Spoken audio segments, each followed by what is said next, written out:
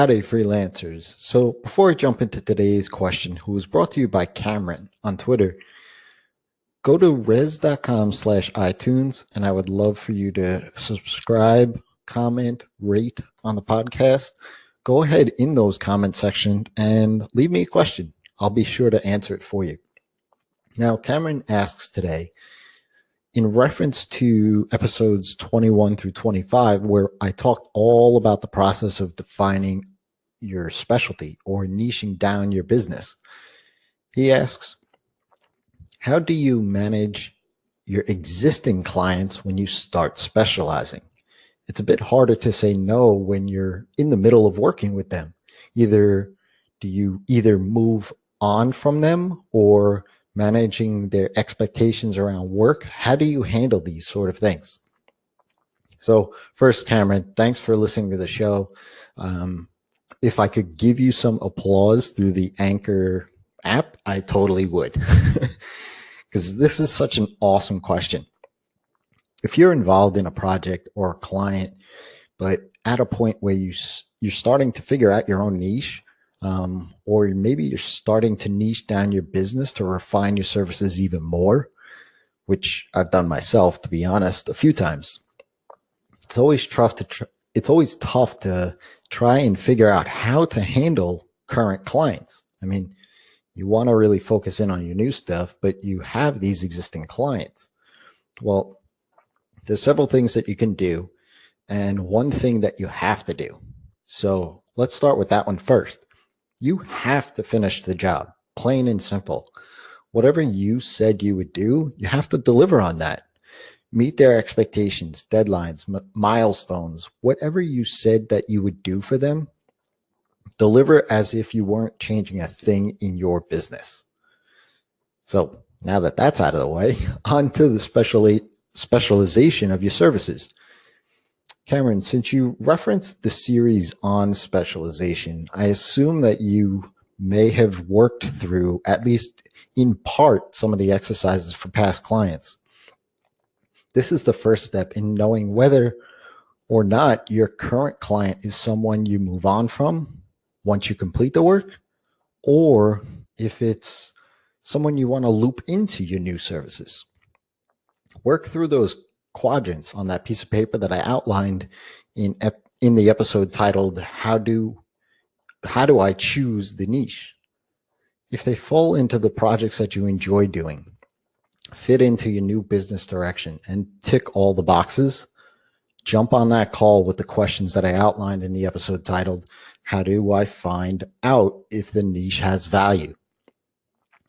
Present your existing client that you're shifting direction of your business. Explain to them your reasons on why too. Just be transparent and genuine about it.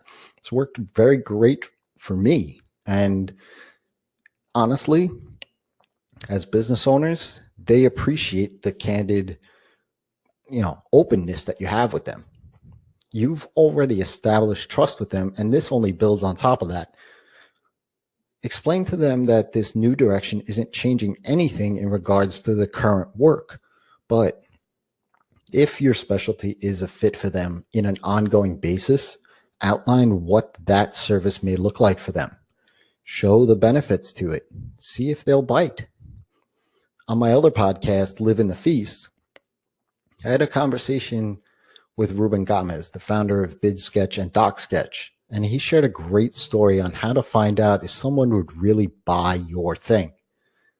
He said, if they're on the fence, or if they aren't exactly handing the money over to you, but they are saying yes, just so that it's not an awkward silence or awkward position, ask them what it would take for it to be a complete no-brainer for them. Even if you can't close them as a client for your specialized service, at least you have some information to learn from, and look, they're still a client of yours. To answer your question around saying no to current clients, you of course can say no. Even if they are currently a client, you should have a solid scope of work, right? Anything that is requested outside of that scope of work, that would fall out of the scope of work for your new specialty, you just say no to, plain and simple, and explain that this is currently out of that current scope of work, and I can refer you to someone who will take care of this for you. Geez, I don't know what's wrong with me today. I'm stumbling all over the words. My throat's a little sore too, so maybe that's it. But regardless of all of that, if the request comes through that's outside of your current scope of work, but inside the scope of your new specialty, then this is a great time to be able to pitch those new services. You didn't even have to sell someone on your niche. They asked you straight away. Again, tell them that this is outside of the current scope of work, but you would love to jump on a quick call and talk about it more. And there you go. You've already landed that first client for your specialty. So Cameron, I hope this helps and this has answered some of your questions too.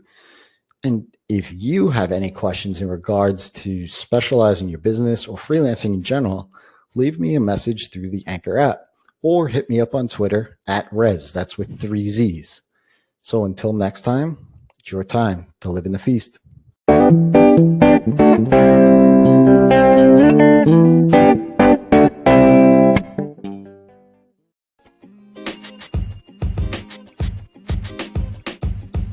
The podcast you just heard was recorded with Anchor. If you want to make your own, download the Android or iOS app completely free from anchor.fm/podcast. That's anchor.fm/podcast.